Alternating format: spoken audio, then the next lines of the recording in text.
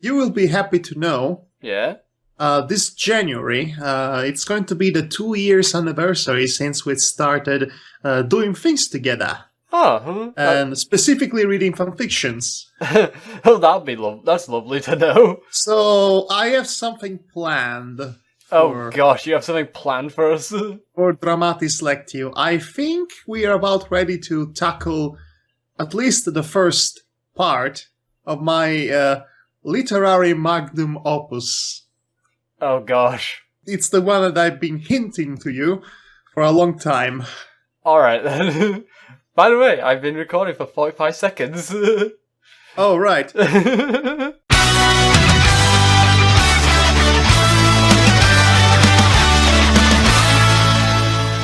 Welcome back to the Eye of Argon. Or as I like to call it, Search for Plot. Or as I like to call it... That is Madhog's sequel to this. Search for Plot, the sequel. Snore. Snore Quest. Yeah. Snore Quest 5. Let's see. So, anyway, last time, Grigneth killed a rat. Yes. And we had a room. Yes. And it was full of people. And stuff. That's literally all that happened! Yeah. That's literally all that happened! In 2.5 chapters! By the way, before we begin, I actually was doing a tiny bit of research on this book, actually. Oh, please do enlighten us with your knowledge that no doubt you have been bestowed upon through the means of the internet research. Jim Tays, as Wikipedia or whatever other sites I researched on as they pronounced his name, basically said that he wrote this story when he was 16 years old. So, okay, that's funny to me because most likely a 16 years old writing a story today, it would be something more akin to My Immortal than this purple prose. Yeah, so, and this story did not sit well with him afterwards because he got infamous for this, obviously, so... And he hates it when anyone brings this book to him. He even was on a talk show at one point where the host brought the book out to read it to him, and he wasn't impressed. Well, I almost feel like tracking this guy down just to bother him. I think, sadly, I think he might be dead. Oh. By now. Oh. I think so. But this is a few weeks ago since I researched this. Well, that's very unfortunate, actually. Yeah. If that's true. Yeah. But anyway, that's all I wanted to say for research purposes that I've been doing on this guy. Right, so now let's go on with chapter 5, and let's hope something actually happens this time around. Yes, I hope so too. By the way, Devar, it's your turn to read. Oh, golly! Because I read the entirety of chapter 4 without ever even cracking a smile. Yes, that was like the most torturous part. And I had to read it, so go me. Okay. At least I guess I am a bit ahead on this game. Oh yeah, you definitely are. Anyway, up to the altar and be done with it, wench! Ordered a fidgeting shaman as he gave the female a grim stare accompanied by the wrinkling of his lips to a mirthful grin of delight.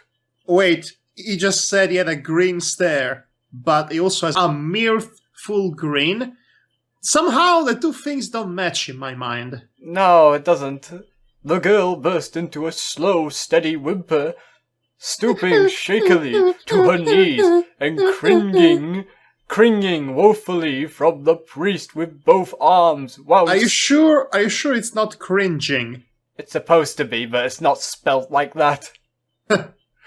I don't think it's spelt right anyway, it doesn't look like it to me.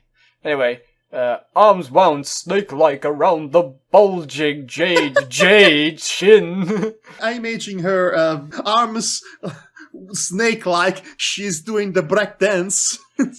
Yeah, and also apparently emphasizing the jade. He said it twice. Yes, I noticed that. Oh boy. Rising before... By the way, did you laugh? No, I coughed slightly. Okay. You what, you're just suspecting me now, like suspicious? Suspicious.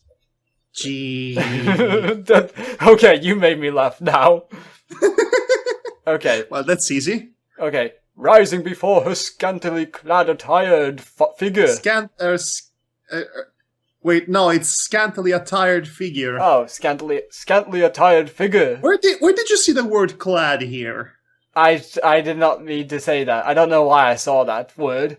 Her face was redly inflamed from the salty flow of tears spouting from her glassy, dilated eyeballs. Again with the eyeballs. Well, at least said eyeballs. What could they be? Eye spheres? Spheres. Eye cones? Eye ovals. Eyesight? Field of vision? I actually come across field of vision quite a lot. Yeah, that's a typical one. Anyway, with short, heavy footfalls, the priest approached the female, his piercing stare never wavering from her quivering young countenance. Okay, what does he want to do with it? Does he want to kill her? To rape her? Both things? It could be both.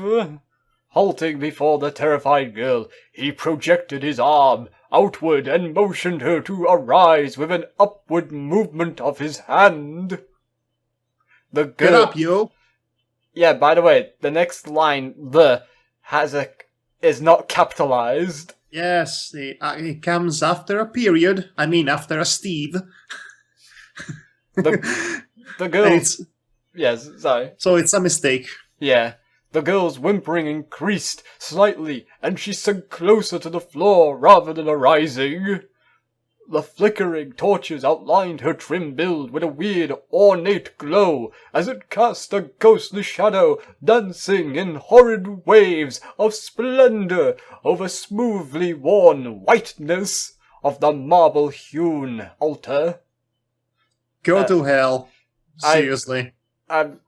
I wouldn't even use the word whiteness. That just seems very... Okay, the whiteness. Such a profound use of the English language to add in, along with every other fancy wording you're using. Oh, the whiteness. Ooh, whiteness. To be honest, whiteness makes me think of those adverts where they're going, look at this washing detergent, look at all the whites we're washing, all that whiteness. Yes, either way, my point is that it really sounds childish. Yeah. The shaman's lips curled back farther. Oh my gosh. That's like stretching his... Is he freaking taking his lips and stretching them up until they reach the nose and then beyond to the back of his head? I think that punk learned a valuable lesson, Sam. Me too, Max. I didn't realize that the lower lip could stretch completely over the head. Amazing. That's what I was wondering. Is that what the author's trying to tell me? Exposing a set of blackened, decaying molars, which transformed his slovenly grin into a wide, greasy arc of sadistic mirth, and alternately interposed into the female a strong sensation of stomach-curdling nausea. I'm having a sensation of stomach-curdling nausea at this rate. Have it as you will, female, gloated the enchanted priest. Enhanced. It says the enhanced priest. It's not just regular priest. He is super priest. Ta-da-da! Yeah. Ta-da-da! He's enhanced, apparently. Yes, he just takes off his cloak and suddenly big P sign on his chest. No, wait, it's been upgraded. Now he's priest 2.0. Double the preaching at half the price, I guess. By the way, I'm gonna say this almost got me enhanced. Yes, I can tell. As he bent over at the waist. Oh, good. We should really get him a doctor then.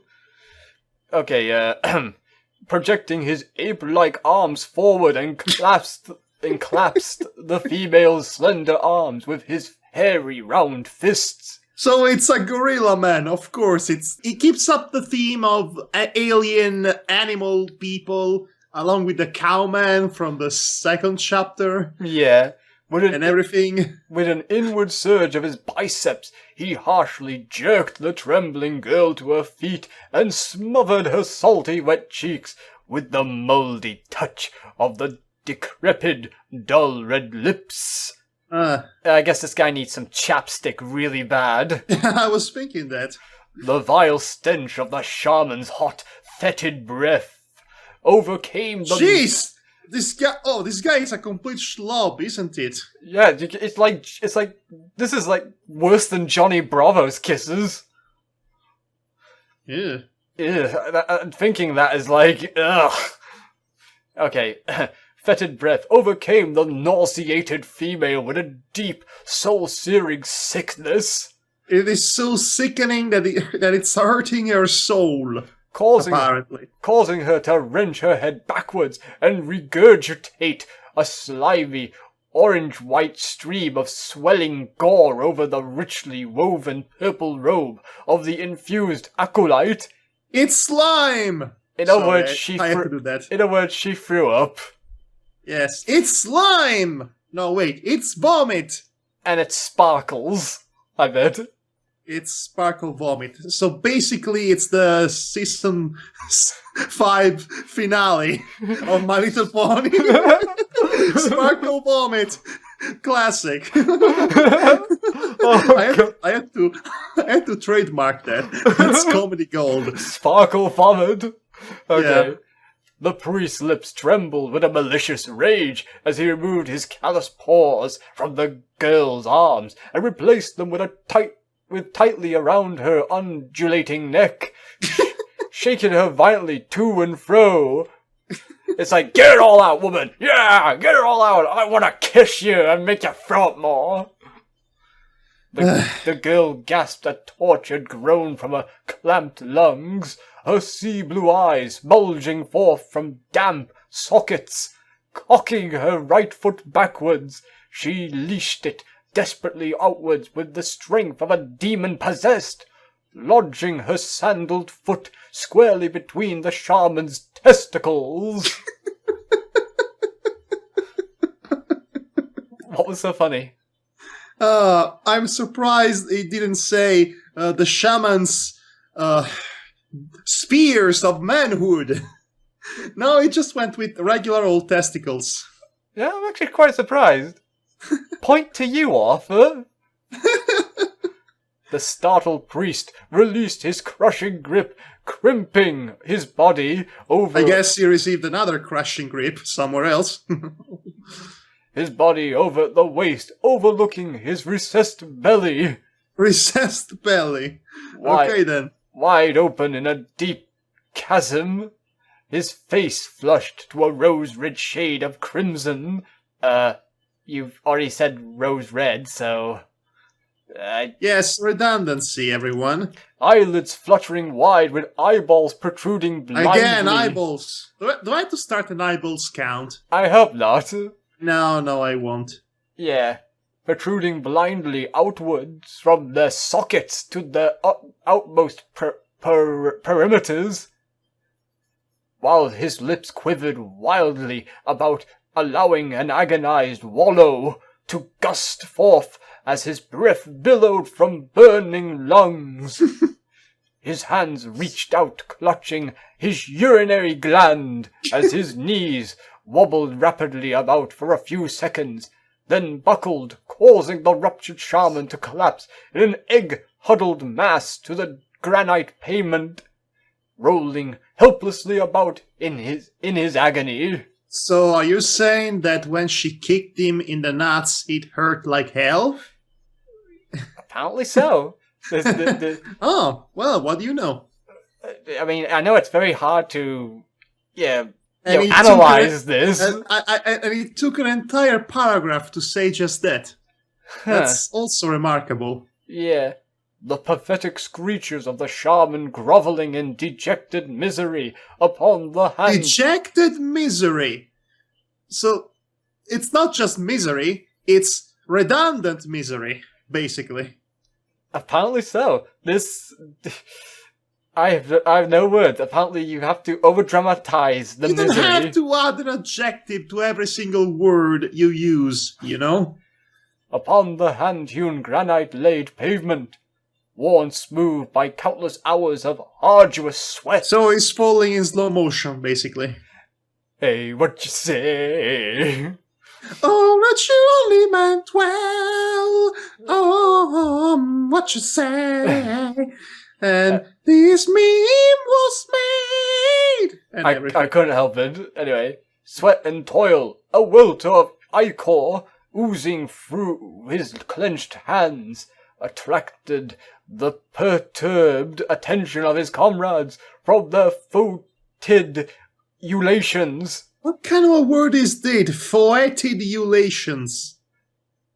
I hate to do this when I'm reading. Foetid. I mean, I think I... Well, I know what fetid is, but not foetid. Apparently foetid doesn't exist. Yeah, I thought it was going to be fetid. But, maybe it is, and we're just... And as for ulations... nothing. Unless that's... Well then. So, I have no idea. So who should we trust more? This author or Internet English Dictionary? That's actually a tough decision to make. Yeah, that is a tough decision, actually. Unless it's... Nah, wait, never mind. Anyway, back to the story. The actions of this rebellious wench bespoke the credence of an unheard of sacrilege. This is very unorthodox, kicking a guy in the nuts. Very unorthodox. Yeah, you never see any of us kick each other in the nuts. Even you, Gary the Nutcracker, you don't kick anyone in the nuts, do you? Okay, first it was Gary the Agile, then it's Gary something else, and now it's Gary the Nutcracker. Yes, it's a big family of Garys, didn't you know? The journey of the Garys is never ending, apparently. Yeah.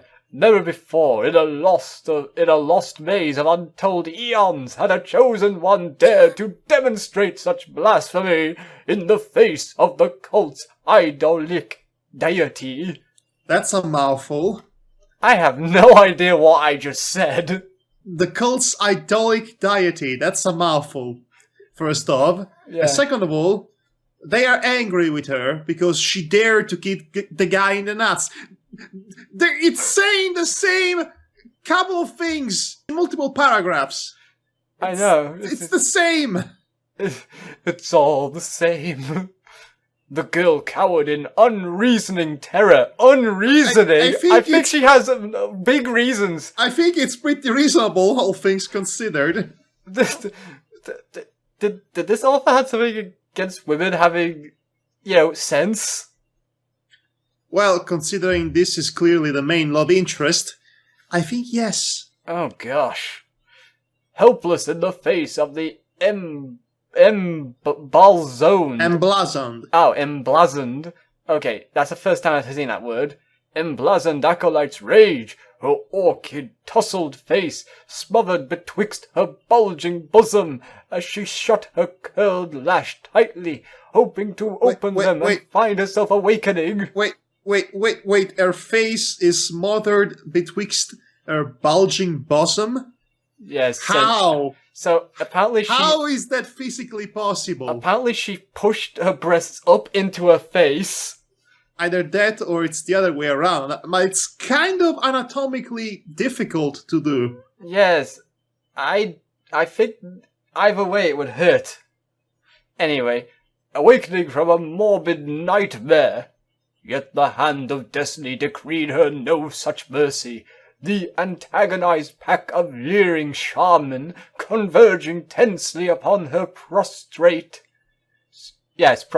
form were entangled all too lividly in the grim web of reality. The grim web of reality? Are you freaking serious? This grim web of reality, but BS, sounds like something I would hear from, you know, one of those tomes of legend or something. This seems like something I would write when I started writing fanfictions.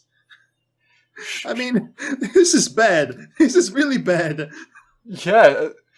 So, we're actually reading a Conan the Barbarian fanfiction gone wrong, essentially.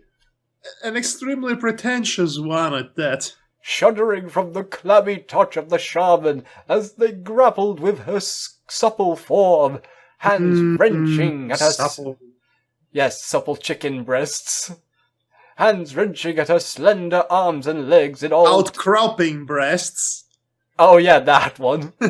Hands wrenching at her slender arms and legs in all directions. Wait, so they're like... So it's like spiders everywhere, like grabbing it. No, she's moving and flailing around her arms like Olive Oil would do in a classic Popeye cartoon. Like, Popeye, save me! Yeah, all over the place. Her bare body being molested in the midst of a labyrinth of orange smudges. Oh, God. Okay, so apparently she's been molested by orange smudges. I don't know which one is worse, reading this or hearing Mumra from the cartoon series of Thundercats say that Wily Kit and Wily Cat roaming the forest unmolested. I don't know which one's worse. Oh, he says that, huh? Yes, he says that. Huh. That makes me uncomfortable. We're gonna fix that. Better go molest those kids. No, don't say that. I am Mumra, the ever molester. Oh gosh, and creepy fan art was born. You're about a bit too late for that. Yes, I know. Purple satin and mangled skulls. Wait, skulls can be mangled? Yes, of course. Shadowed in an eerie crimson glow, her confused head reeled, then clouded in a mist of enshrouding ebony as she lapsed beneath the protective sheet of unconsciousness to a land peach and resign. So, I'm going to go and assume they knocked her out. Either that, or they summon a red mist to enthrall her, or something? Because this is incomprehensible! This last paragraph is definitely incomprehensible to me as well. I didn't get any of this. Okay, chapter 6, wow, which means... I actually got through without laughing. Almost laughed once. Good for you, I guess. That's something to be proud of. Yay! Oh my gosh, I'm just taking a look at chapter 6. It's like the longest thing I've ever seen. Well then, and guess who has to read it? Oh, bugger. Me. Yes. Unless you laugh. Yes, bugger, indeed. This chapter is a bugger. I like to say bugger. Yes, bugger and twat. I like to say twat a lot, surprisingly. Buggering twats. Bleached twat. Anyway, I kind of wish that Bleached twat from Blade Kitten would come along and steal this story. Yes. Except we're not going to chase after her. Yeah, we'll just sit here and be all like, okay, bye. Anyway. Yeah. Take hold of this rope, said the first soldier, and climb out from your pit, slut. Your presence is requested in another far deeper hellhole. Yes, your punishment is in another castle, or something. Back to Grigner, I see. Apparently Grigner's a slut. I think everyone is a slut in this story, we established that. Yes, I know. Grigner slipped his right hand to his thigh, concealing a small opaque object beneath the folds of the... What the freaking hell is this word? Oh, the G-string. Your shock is actually noted. The G-string, because it's... I thought it was actually missing a legitimate letter here. So, well, like anyway. ghost string. like a string, I don't know, beneath the folds of the G-string wrapped about his waist. Brian Wells swelled in Grigner's cold, jade squinting eyes. 1, 2, 3. 3 adjectives before the actual name. Wow. I hate you so much. Which, grown accustomed to the gloom of the Stygian pools of ebony engulfing him, were bedazzled and blinded by flickering radiance cast forth by the second soldier's resin torch. I have to sing this. Razzle dazzle them. Yeah. Oh, I see a picture, an illustration popping up. You know, I figure out why there are illustrations every so often in this novel. Why? Otherwise, you wouldn't be able to understand how these people look like by the description alone. Like, we actually legitimately thought that the Liege King Prince Noble guy from before was actually a frog man with a black hole for a belly. So, yes. Anyway, which would have been far more interesting. Yes, it would have been. Tightly gripped in the second soldier's right hand, opposite the intermittent torch, was a large double-edged axe. A long leather wound oaken.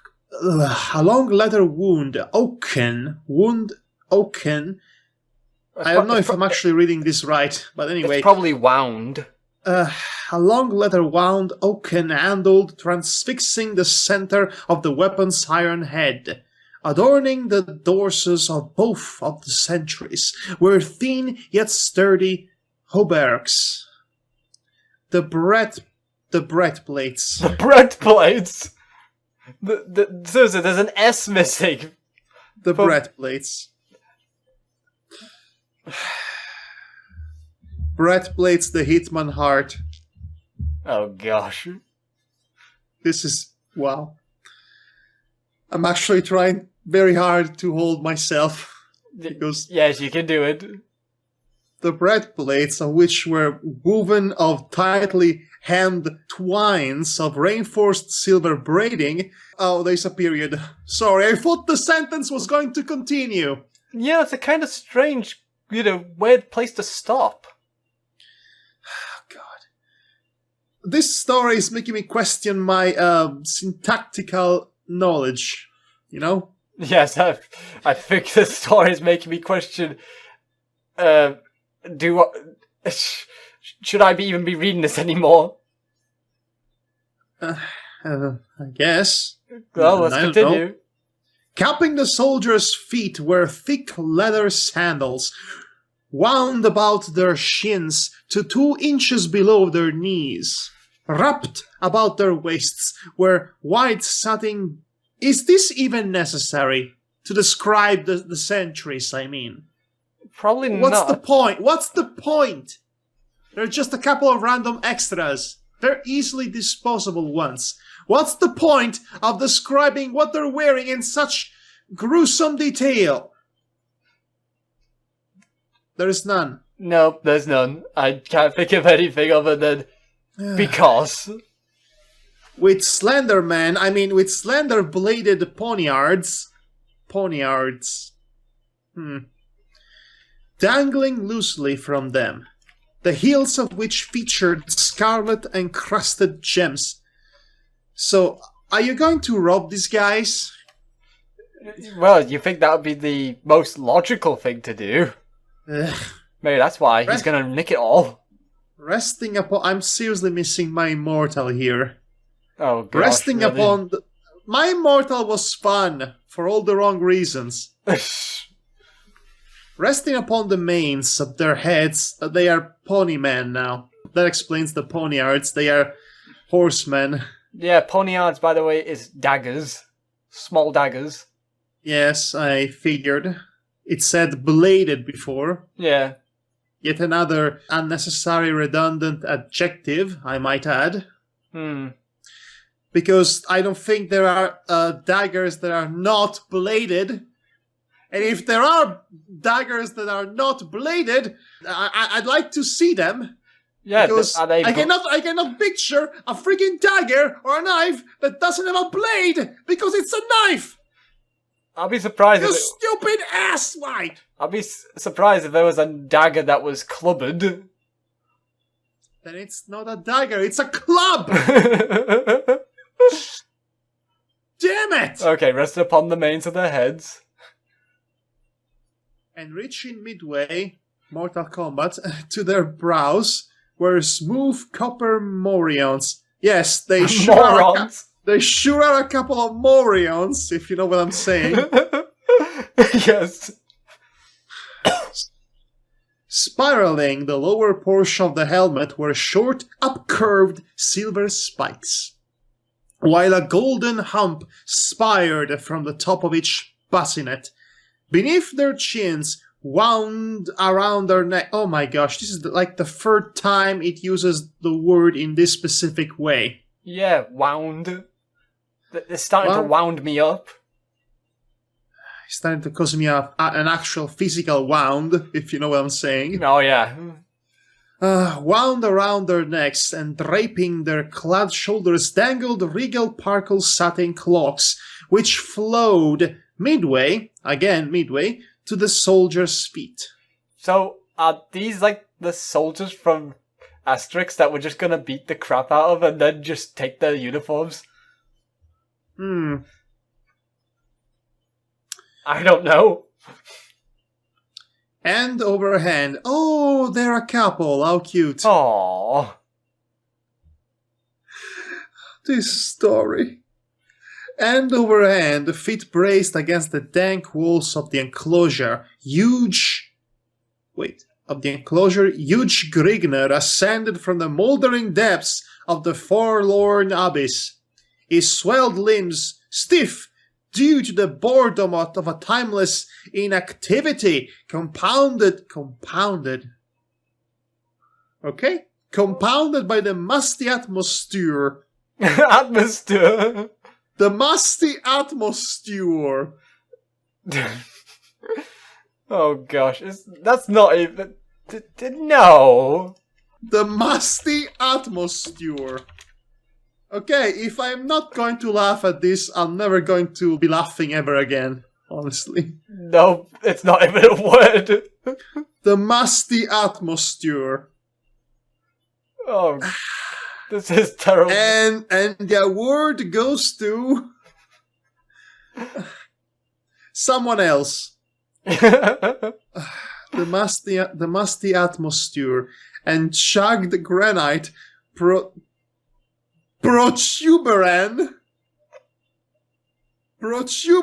against his body. Protuberant. That's a word. Google. Let me see. I think it's missing a T. Protuberant. I shall not, I could not. I will not. I think he meant protuberant. Yes. Or protuberant. Yes, he clearly meant to, to not forget a freaking T. That would be nice. Yeah, so. Oh boy. Protuberant against his body. It's a new Super Sentai show, I guess. Protuberant. Yeah, protuberant. You can do it. Actually, it's one of those superhero live-action Japanese shows. I get what you mean. They are called in a very specific way. On the same vein of Ultraman. Or Megalon. Protuberant. There you go. A new hero for the children. Or something. Jesus. Okay, protuberant against his body. Craved for action. The opportunity now presenting itself served the purpose of oiling his rusty joints and honing his dulled senses. Now where was I? He braced. He braced himself facing the second soldier. Wait, what happened to the first one? Did the author just take out the soldier by describing how happy he was about fighting? I don't even. The sentry stature was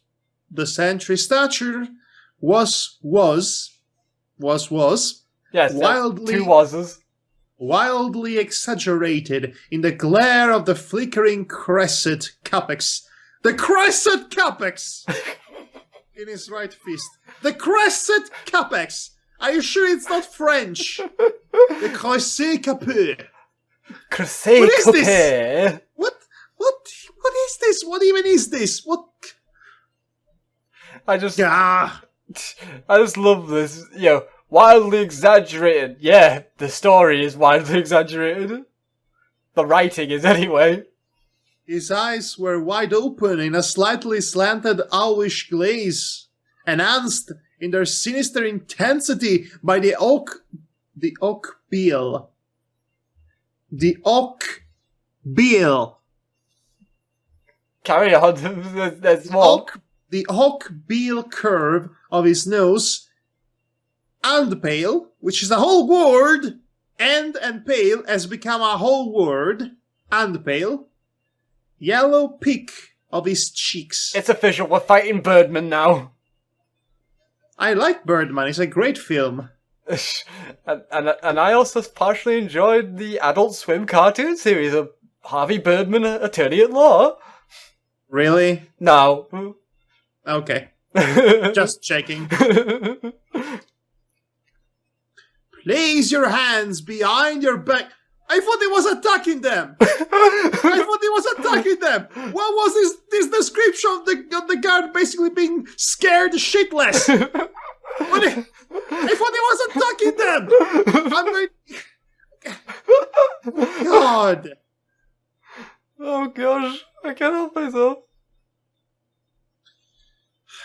Place your hands behind your back, said the second soldier as he raised his axe over his right shoulder blade and cast it a wavering glance. Congratulations, author. You successfully tried to avoid saying the dollar rate of his axe or his weapon. We must bind your wrists to parry any attempts at escape. Why are you telling him? Yeah, that's stupid. I mean, it seems obvious. I mean, it would be obvious to anyone in that situation. Are you the tutorial guards? Press A to lock guy. I don't know. Something like that. Press A to handcuff him.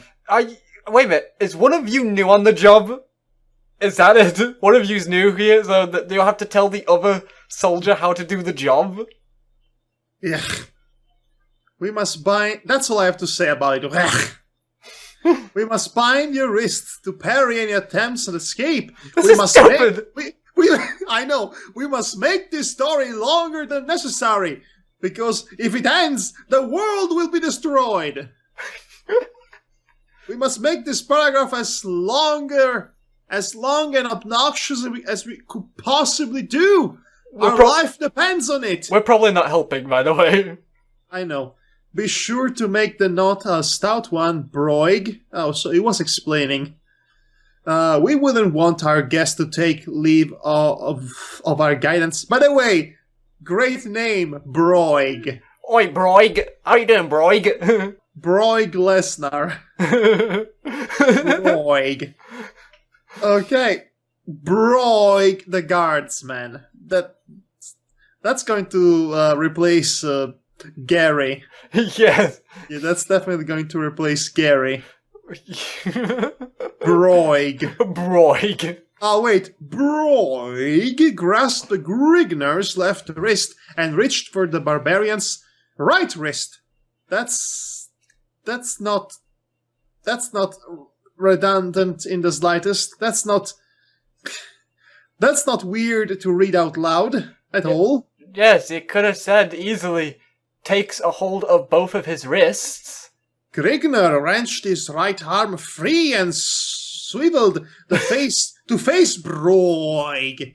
This is the point in which I would say, well, that didn't take long, but in actuality, it did take too long. To face Broig, reach beneath his loincloth with his right hand. I'm trying to make... Okay, so Broig... Okay, no, I had to describe what went wrong in this sentence. It says Broig, and then there is a comma, and the word reach. After that, there is a separation.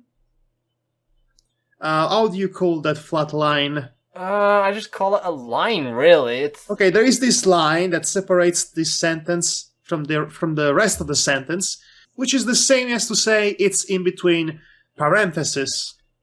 So basically, the official sentence ended with the word reach. So I'm just going to assume that really what the author meant to write here was Broig apostrophe S rich, and not Broig comma rich, because in this case it doesn't make any sense. Yeah, because it doesn't make any sense. There's no sense in this sentence. I mean, Broig comma rich, end of the sentence. It also feels like as if the author just interrupted himself while writing this, because usually the line here tends to be used for interrupting someone. Yes, dialogue. That's what I'm saying. That the actual sentence was over, and this was an addendum. Like you do usually addendums. Yeah.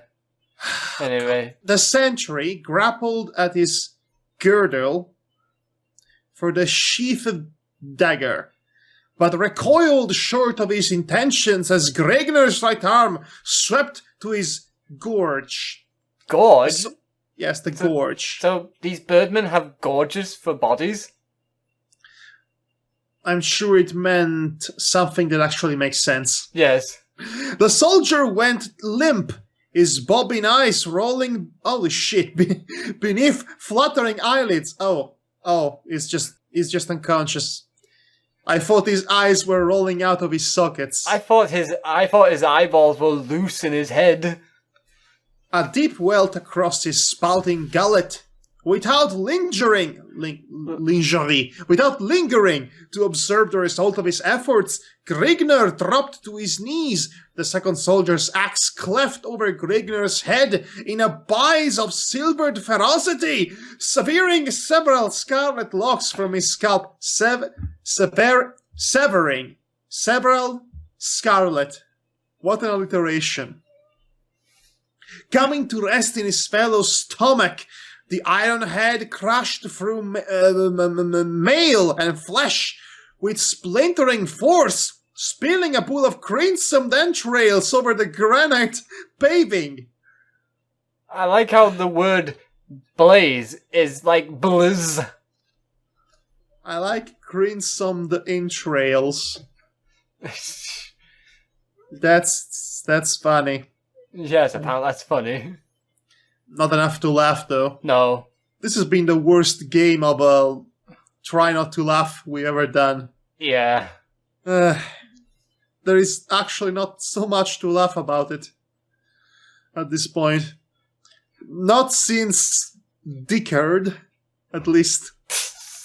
Yes, yeah, it still makes you snicker, doesn't it? Just because it's, remembering that time we couldn't get past it. Yes, that was good times. Good times indeed. Do you remember those times, Madhog? Memory scene.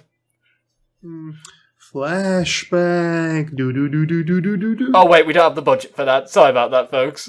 Do. With a zealous grunt, the accordion again with the accordion. Wait, why are you? It still sounds accordion. Wait, why are you? Because I thought we were at before the century. I think it's referring to the guy, the Grigner guy. No, I mean, where are you reading? Because I thought we were at the line before the sentry could wrench. Oh my gosh, I just skipped a paragraph by accident. Sorry. No, it's okay. It's okay. I can do this. Yes, keep going. Before the sentry could wrench his axe free from his comrade's carcass, he found Grigner's massive hands clasped around his throat. So I guess Broig is dead. He'll be missed. Yes, as much as Clog. Choking Ustklog. Neverhood, he was the villain. Oh. What a stupid name for a villain. It's the point of Tenapel's work. Yeah. Still. Choking. Still, Lechak was a cool name. Mm-hmm. Choking the life from his clamped lungs. With a zealous grunt, the accordion flexed his tightly corded biceps, forcing the grim-faced soldier to one knee. The sentry plunged his right fist into Grigner's face, digging his grimy nails into the barbarian flesh. Wow, is he a cat person? Also, they... Oh my god, no. Say it! No. Say it! No, I refuse to read this. Come on, say it, man. This is not true. Say it. This could not possibly be an actual sentence. Say it. Ejaculating a curse through rasping teeth. Ejaculating a curse through rasping teeth. Again, ejaculating a curse through rasping teeth.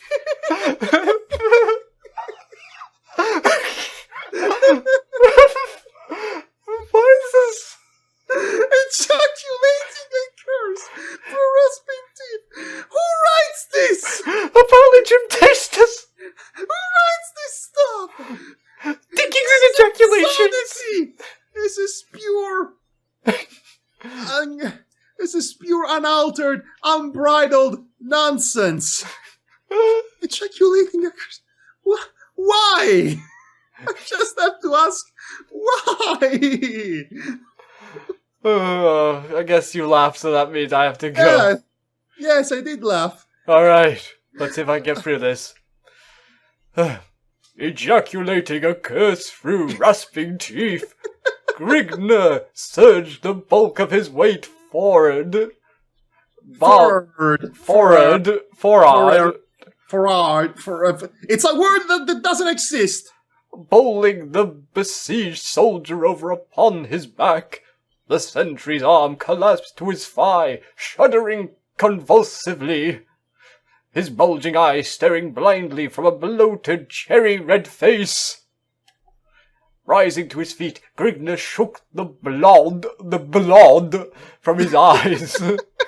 The blood, apparently. The blood. It sounds like a police officer's name. Blood.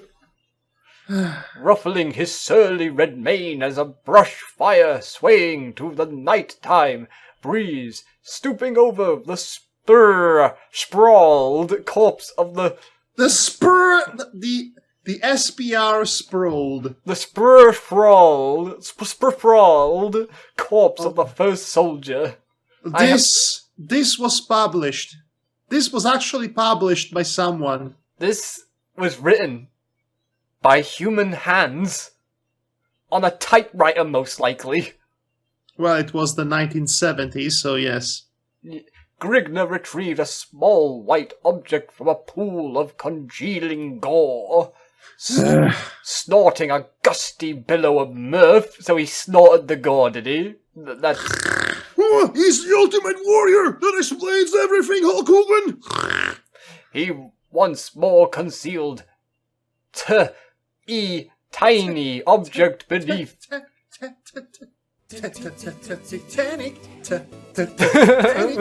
Oh gosh, I didn't want something you would have thought that. Tiny object beneath his loincloth. This is the boogiest of all beat-em-ups. The teasly honed pelvis bone of the broken rodent. Returning his attention towards the second soldier, Grigner turned to the task of attiring his limbs. To move about freely through the dim recesses of the castle would require the grotesque garb of its soldiery. Oh, so he is going to wear that stuff. Wow, so he's going to sneak about like a true stealthy man. I am the ultimate barbarian. I have the powers of stealth that you wouldn't even imagine. I have come from space on a spaceship, and my power was bestowed me upon the gods of Purple Bros. Hulk Hogan. Fun. Utilizing Fun, lots of fun. I had to improvise this, otherwise this wouldn't be fun at all, for me at least. Yeah. Utilizing the silence and stealth acquired in the untamed climes of his childhood. I cannot picture, sorry. Barbarian plus stealth just don't mix together in my mind. No, it doesn't, especially with how big he is. Imagine all the other weedy soldiers like going, okay, we need to look for a big guy. So, do we notice anyone yet? Nope. And then he passes by, hey, guys, do you think Broig put up a couple of pounds? Nah, it's probably just the lighting. Anyway, climbs of his childhood, Grigna slink through twisting corridors and winding stairways, lighting his way with the confiscated torch of his dispatched guardian. Knowing where his steps were leading to, Grigna meandered aimlessly in search of an exit from the chateau's dim confines. Dungeon and chateau do not go together. Well, this was a chateau, apparently, according to the previous chapter. Apparently, Grigna's over-exaggerating because this is like 5-star hotel to him. The wild blood coursing through his veins yearned for the undefiled freedom of the livid wilderness lands. Coming upon a fork in the passage, he trekked voices. Okay, there is a fork in the passage. If you want to go left, go to page 56. If you want to go right, just kill yourself. Oh dear. Voices accompanied by clinking footfalls discerned to his sensitive ears from the left corridor. Wishing to avoid contact, Grigna veered to the right passageway. Veer right, and keep to the left till you come to your next right. If questioned as to the purpose of his presence, his barbarous accent would reveal his identity. How does a barbarous accent sound like? Now I'm thinking that he really speaks like the Ultimate Warrior. Yeah, it's probably going to be a mixture of Taz the Tasmanian Devil and the Ultimate Warrior. Hulk Hogan! Spaceship! Hulk Hogan! Okay. Were you glad that I put those two together? I don't know, I see this illustration of some sort of creature that might actually be a Tasmanian Devil right here on this page, so you might be onto something. That's a theory. A literature theory. No, it doesn't work. Literature theory. Alright.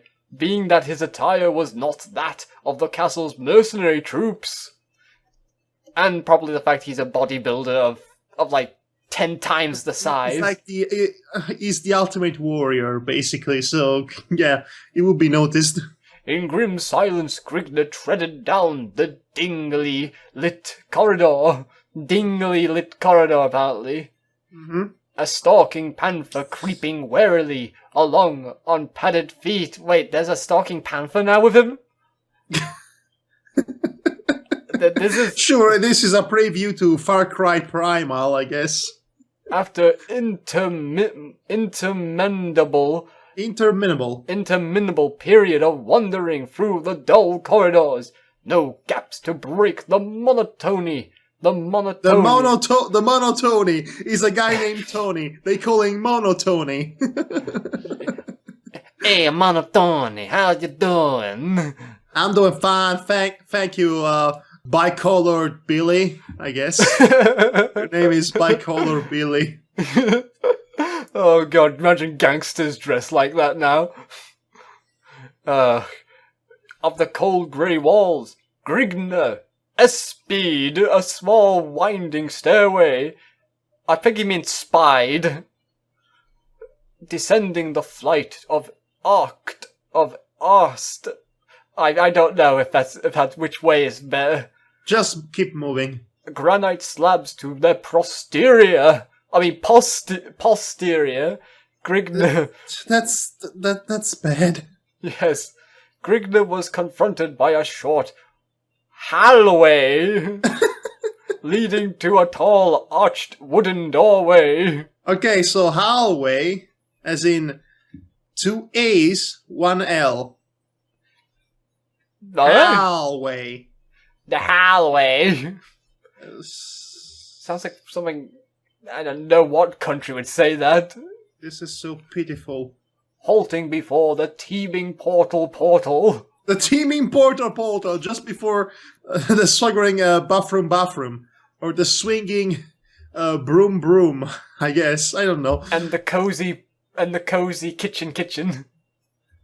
And Tweedledee and Tweedledum. And Stanley and Olive. Okay. Grigner Restus. His shaggy head.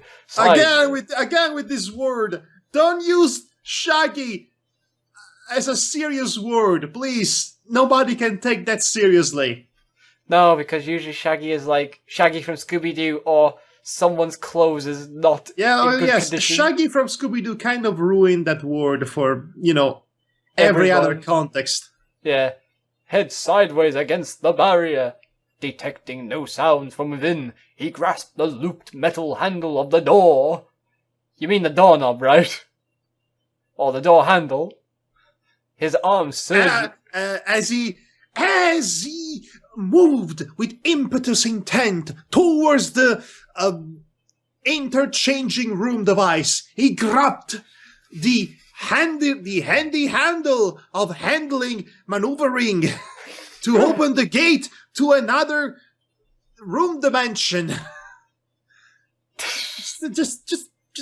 just no. His arms surging with a tremendous effort of bulging muscles. Apparently this is the strongest door in existence. Yet the door would not budge, retrieving his axe from where he had sheathed it beneath his girdle. Apparently he's Guybrush Threepwood. Apparently he keeps everything under his girdle. I hope he didn't forget his ID card in his other girdle, otherwise he cannot get a drink. He hefted in his iron-rimmed sill. Dun, dun, dun, dun, dun, dun, dun, dun.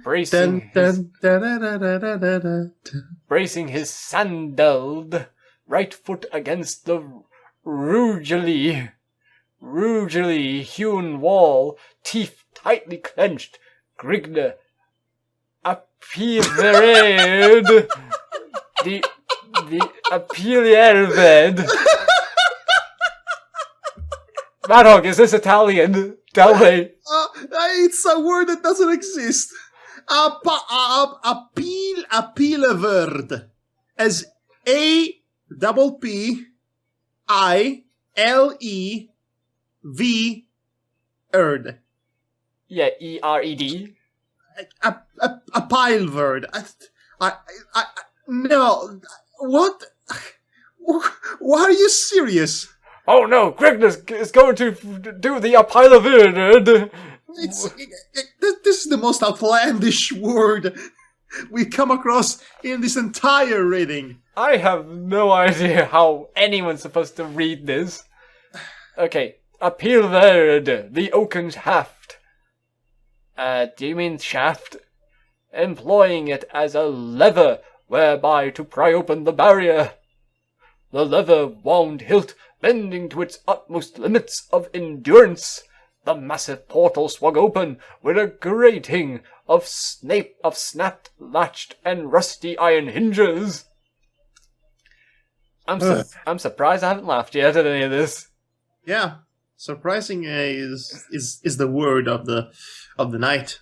Glancing about the dust-swirled room in the gloomily dancing glare of his flickering cresset, Grigner eyed evidences of the enclosure being nothing more than a forgotten storeroom. So, how about that Eye of Argon that happens to be the title of the story? Is it going to be relevant to anything at all? Maybe it's just gonna find it and then take it and then that's it. I bet that's the case. Never mentioned again. Miscellaneous articles required for the maintenance of a castle were piled in disorganized heaps of infrequent intervals toward the wall opposite the barbarian's piercing stare. Utilizing long bounding strides, Grigner paced his way over to the mounds of supplies to discover if any articles of value were contained within their midst. Detecting a faint clinking sound, Grigner sprawled to his left side.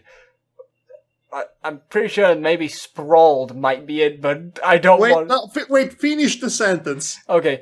Grigner sprawled to his left side with the speed of a striking cobra, landing harshly upon his back.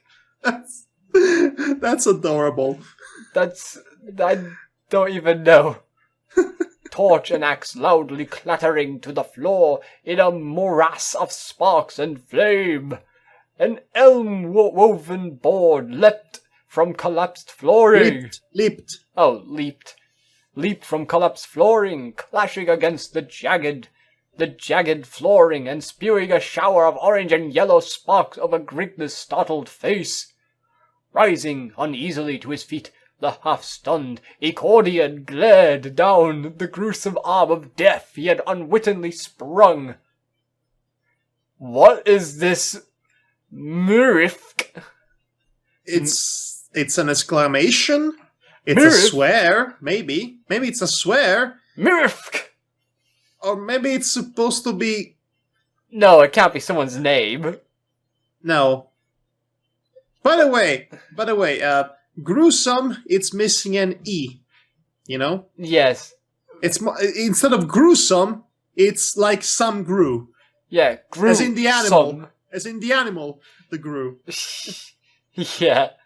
Okay, so basically there is this word, well, if you would call it a word, if you would go as far as to give it recognition as a word, that's in between quotation marks.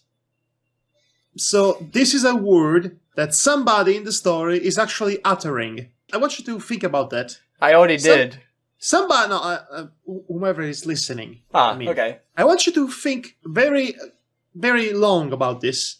Somebody in this story is uttering the word mrfk. There. Yeah, so that's been said aloud. If not for his keen auditory organs and lighting steel reflexes. Apparently his reflexes can light an entire room. Yeah, apparently this guy is so fast, it's like faster than light. No, it's fast enough to generate light, apparently. Too bad it didn't generate any good ideas. Oh, snap! Grigner would have been groping through the shadowed hell pits of the Grim Reaper.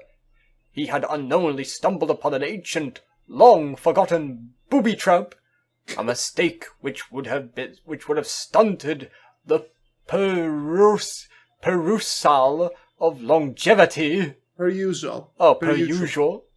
Perusal, yes. Yeah, perusal of longevity of one less agile. Jesus Christ. A mechanism similar in type to that of a miniature catapult was concealed beneath two collapsible sections of granite flooring. The arm of the device was 4 feet long, boasting razor-like cleats at regular intervals along its face, with which it was to skewer the luckless body of its would-be victim. Oh my god. Grigner has stepped upon the concealed catch, which released a small metal latch beneath the 2 granite sections, causing them to fall inward and thereby loose the spiked arm of death they precariously held in. So, this sounds like something from a Tom and Jerry cartoon right now to me. It actually sounds like the classic Rube Goldberg mechanism from Looney Tunes cartoons. Yeah, I think that's the thing I'm thinking of as well. Yeah,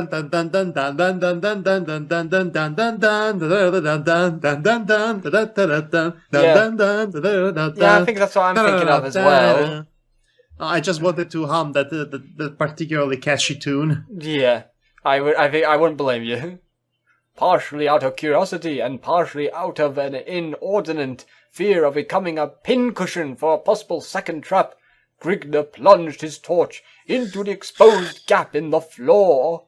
The floor of a second chamber stood out 7 feet below the glare. So, wait, he stood below a glare? Tossing his torch through the aperture. Again with the aperture science here. Grigner grasped the side of an adjoining tile, dropping down. Wait, how long is this chapter anyway? Well, I'm not... Oh my god. What? How far are we from the end to this chapter? Oh my god. I don't want to go down just in case I lose my place. We're half way through. We're halfway through this? Yes. Good lord. The